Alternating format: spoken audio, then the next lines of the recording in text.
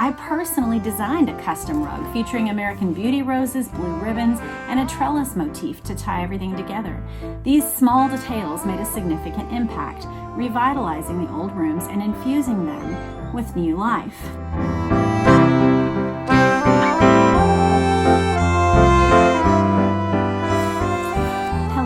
Welcome to my channel, and if you're new, then welcome. I'm Jess Cannell, and I hope to earn your subscription by the end of this video. I feel like we have several things to catch up about since the last video.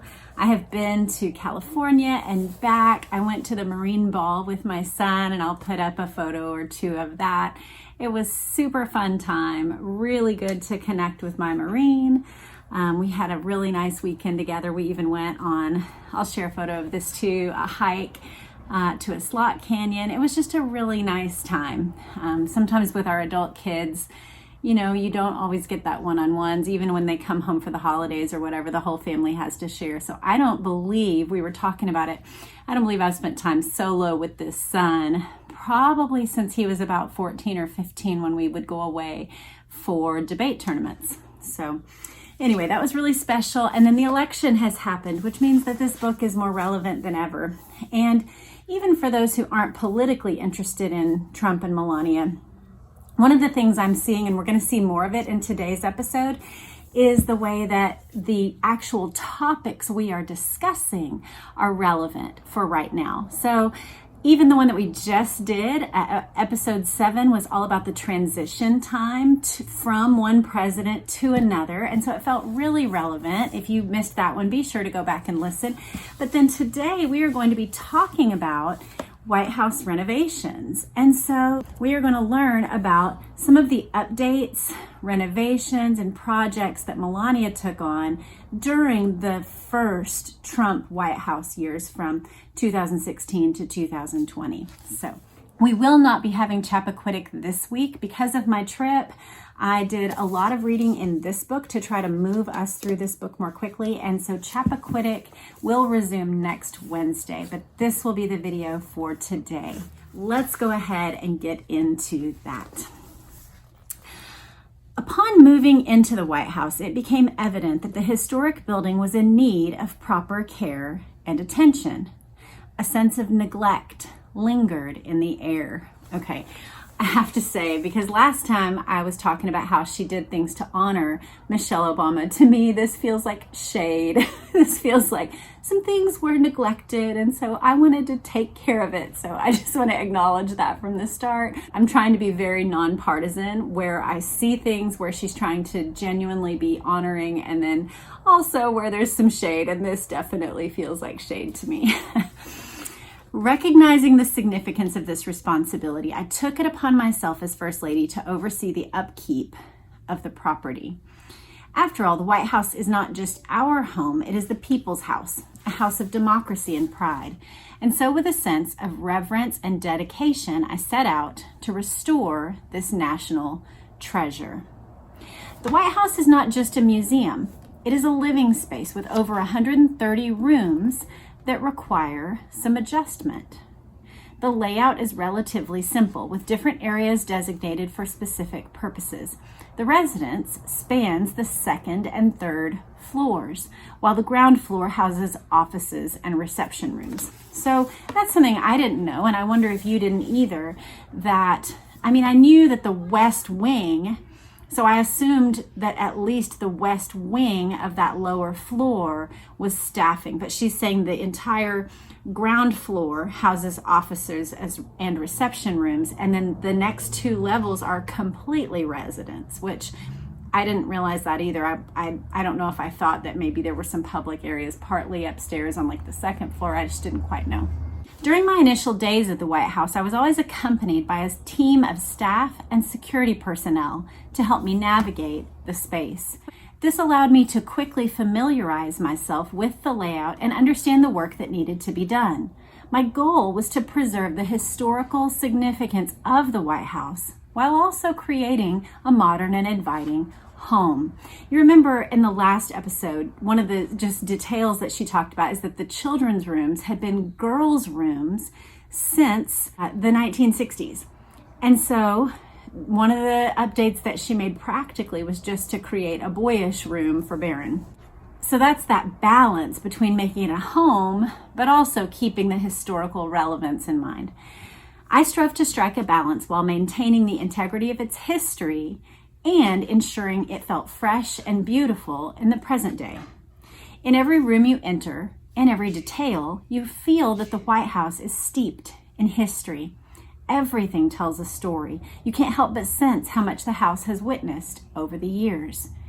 It has seen battles, fires, expansions, and reconstructions, not to mention more than 2 centuries of first families.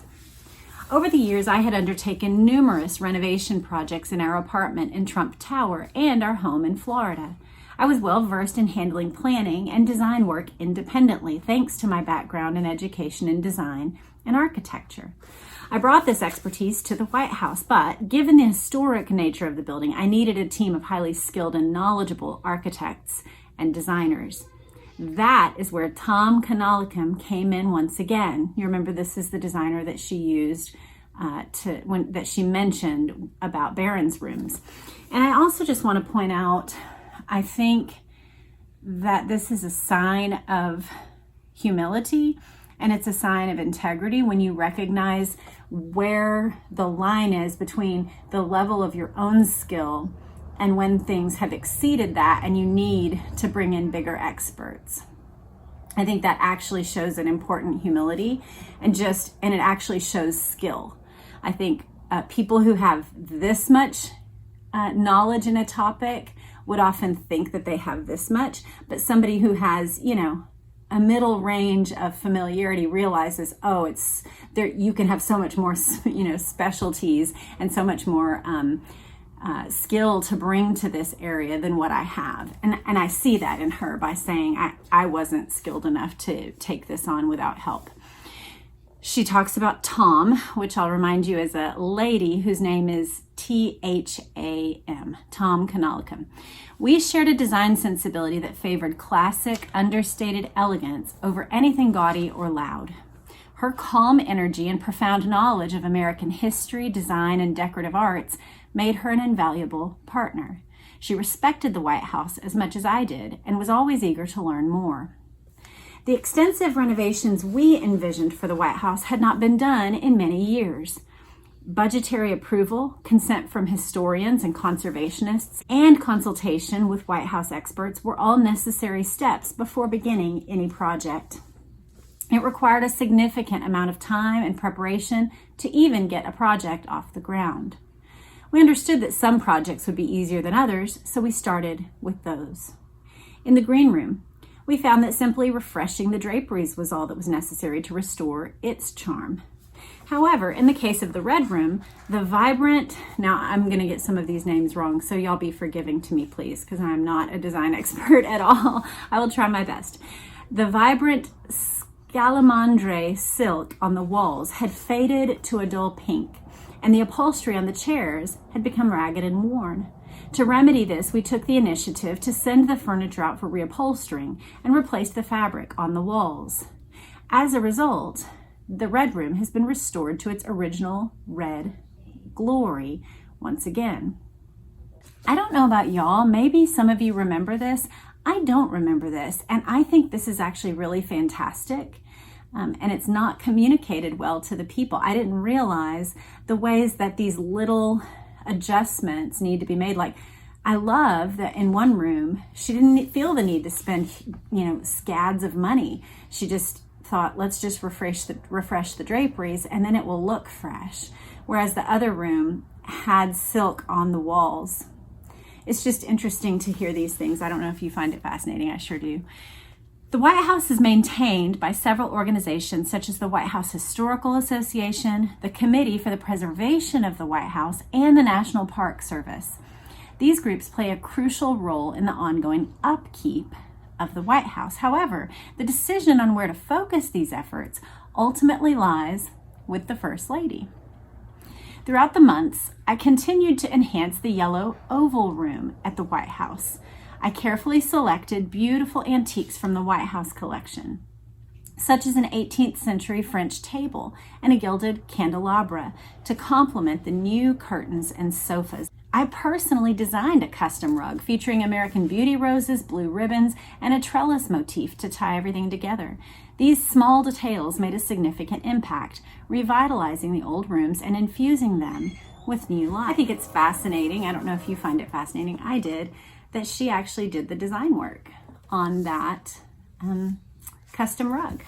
She says she personally did it. So that's really interesting. That's fun. The restoration project of the president's dining room on the second floor of the White House involved a fascinating discovery that had the historians excited. A leak had caused damage to the wallpaper, which had been covered up by a decorator in the past. Upon removing the fabric, we uncovered a wall of priceless Zuber wallpaper, which had also sustained water damage. I brought in conservators who were able to carefully remove and restore the wallpaper with plans to eventually move it to a museum. It was truly remarkable to be a part of uncovering this piece of history and witnessing the layers of the past come to light. We completed a comprehensive renovation of the Queen's bedroom, which had not been updated in many years. This historic room has hosted important guests such as Queen Elizabeth II and Winston Churchill, but it was in need of modernization. The outdated bathroom, untouched since the 1950s, was given a much needed update. We replaced the old bed with a more refined piece. That is so interesting, isn't it? That the bathroom that Winston Churchill would have gone in, or maybe if it's the 1950s, maybe just after him, but certainly that the Queen came and visited and would have used, has been untouched all of those years, unupdated. I think it's very good that someone is seeing to these things and updating these rooms, as the use of this bathroom is giving dignitaries a sense of what America is like. And so we ought to modernize these things. It's really surprising that it had been untouched since the 1950s. She says the room now feels feminine, refreshed, and ready to welcome future dignitaries. As anyone who knows me will attest, I am meticulously organized and thrive on having a clear plan. This allows us to have several projects running concurrently, each at different stages of completion. One significant endeavor was the months-long restoration of the East Room floor. Worn and scuffed from years of use, the floor required painstaking work to recreate its intricate pattern. The talented craftspeople executed this task with skill and dedication. Undertaking renovations in the White House is never straightforward. The logistics are complex. The workers' patience is commendable. For instance, if renovations were underway in the private residence and Donald came home, the crew would have to stop work and leave the area.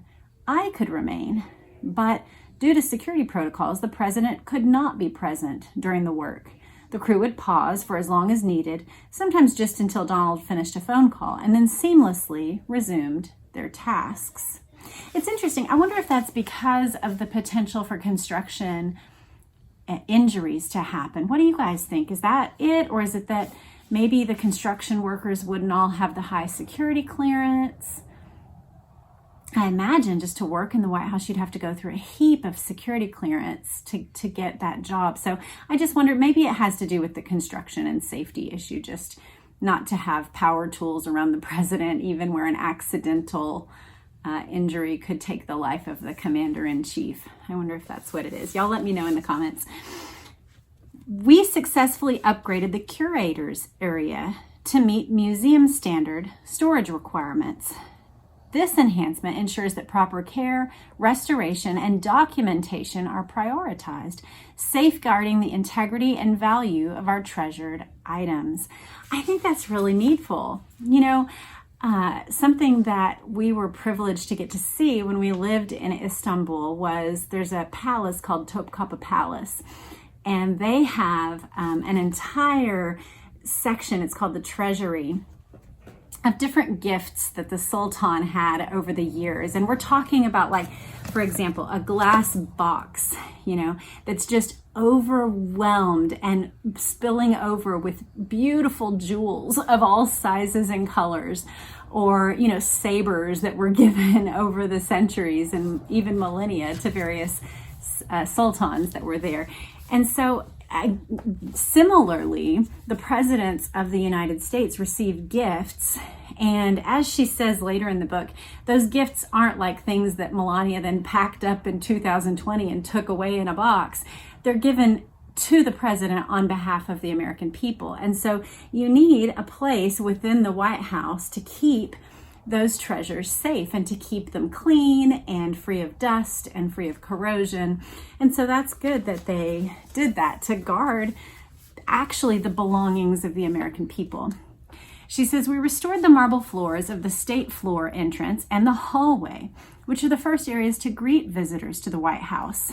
We renewed handrails, untouched since the Truman renovations, and revived the White House bowling alley, which was initially installed in the early 70s. This project involved, this is interesting, new flooring, updated wiring, and new balls and shoes.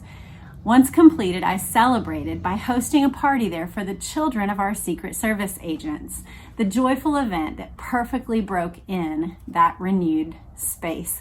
I think this is the kind of stuff that would be really fun to do as First Lady, where you could bless people and have fun in ways that might never see the light of day in a news story, but that would make people glad and help people feel like they had a part in your administration, but also like, this is really special because Secret Service agents work crazy long hours. I've heard that suicide rates can be high, depression rates can be high. It's very difficult on the families of those who are serving because they travel constantly, especially during election season, but really even when it's not election season, unless you're talking about like an aging president whom they are guarding, like Jimmy Carter perhaps. It's going to involve travel. It's going to be a hardship on families. And so being able to bless the families of those who make this sacrifice would just be really fun. I feel like that would be a really cool, perk of being First Lady. We all shared a common goal to balance the preservation of the past with the needs of the present and to ensure the continuation of tradition well into the future. With this goal in mind, I designed a piece of a new rug for the diplomatic reception room. The old rug had faded and was deteriorating from decades of foot traffic. I envisioned a replacement that would honor the past, the present, and the future of our country while embodying my vision for the White House. Instead of the old rug's 50 state seals, the new design featured a presidential seal at the center, surrounded by a border of the 50 state flowers, celebrating the natural beauty and diversity of America. In 2018, I undertook the designing of a new White House tennis pavilion. The existing structure, a dilapidated shack ironically referred to as the pony shed, was wholly inadequate. It was important to create a space that not only served its functional purpose, but also added to the aesthetic appeal of the White House. Preservation was not the goal. We aimed to construct a new and beautiful pavilion that would enhance the overall ambiance of the White House grounds. Working once again with Tom and her team, we consulted architects, historians, designers, and tennis professionals to perfect the plans. They needed approval, of course, from many different organizations, and in 2019, with the approvals in place, we began construction. The new tennis court and pavilion, funded entirely through a single private donation and built in partnership with the Trust for the National Mall and the National Park Service, would be located on the south grounds. The pavilion would match the neoclassical style of the White House and feature floor-to-ceiling windows, locker rooms, and showers. It was an exciting opportunity to contribute to a legacy piece that will benefit future first families. So that's interesting. You can see her, I guess, cutting the ribbon for that project. But it had been outdated and kind of a mockery, called the pony shed. So that's interesting. I think having someone who notices things, this brings up a thought for me, which is that sometimes I feel like one of my primary jobs in our home is to just notice things. And I'll even say, which I'm not trying to slam my little family members here, but I'll tell my boys, you know, your eyes work just as good as mommy's do. And I'll try to help them see what I see. I'll bring them to where I'm standing and say, what do you see on the floor here that needs to be picked up? Every home, including the White House, benefits from a set of eyes that is just looking at what is and saying, okay, you know, like even this room was like an old faded, almost like the color of a manila folder. And when my husband was going through chemo this last year, I think that I just kind of grabbed the control that was available to me. And looking back in hindsight, I think I was taking control of one thing that I could control, which was the state of our bedroom. And so while he was napping here, and then especially if I was painting, napping in a back room, I just pulled out the ladder and I went nuts on this room, and I just was tearing it up, and I chose a color that I really liked. And my friend had given me the old maps probably 8 or 10 years ago now, and I finally found a place for them, which is here in our bedroom. And anyway, I say all that to say that I feel like our house benefited, even when I was in a moment of stress, from having eyeballs that just looked and thought, oh, the manila walls are outdated and tiresome and they make me feel yucky, and I want something that makes me feel joyful when we're going through something hard. And so similarly, I hear Melania saying, basically her eyes were just roving over the White House and thinking, this bathroom hasn't been updated since the 1950s. Let's do something about that. This rug looks like it has had too much foot traffic. Let's get a fresh one. This room looks great except the draperies. Let's do that. This outdoor shed people are mocking and calling the pony shed. Let's just create something lovely. And so that's really great. That's a great use of her design skills. It's a great use of her like meticulous eye for design and for just beauty. And I feel really grateful on behalf, just as an American, that she took that job seriously. She says, despite the challenges brought on by the pandemic, our team continued to work tirelessly. We faced criticism for continuing the project during the pandemic, but many workers thanked me for not stopping, as it allowed their businesses to stay afloat.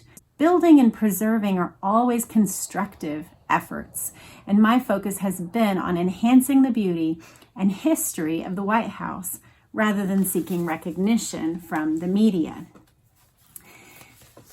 Camp David, established in 1942, has served as the presidential retreat since the Eisenhower administration.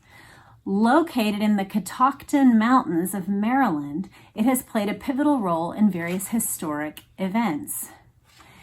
The operational management of Camp David involves a close collaboration with military staff, primarily from the U.S. Navy, who oversee the facility's security and logistical needs. The military staff at Camp David are trained to support the unique demands of the retreat, providing essential services while fostering an environment conducive to high-level discussions. The architectural design of Camp David reflects a blend of rustic charm and functional simplicity, drawing inspiration from early American architecture. The main lodge, known as Aspen Lodge, is where the president resides while there. During my visit to Camp David, I observed that the lodge required updates. I reached out to the military team, and they expressed appreciation for my willingness to assist with those improvements. Protocol mandated that all plans receive military approval for this project. We successfully renovated all rooms and upgraded the digital wiring and heating systems.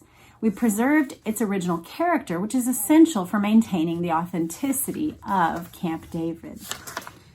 It not only honors the historical significance, but also enhances the overall aesthetics and functional value, ensuring a harmonious blend of tradition and modernity.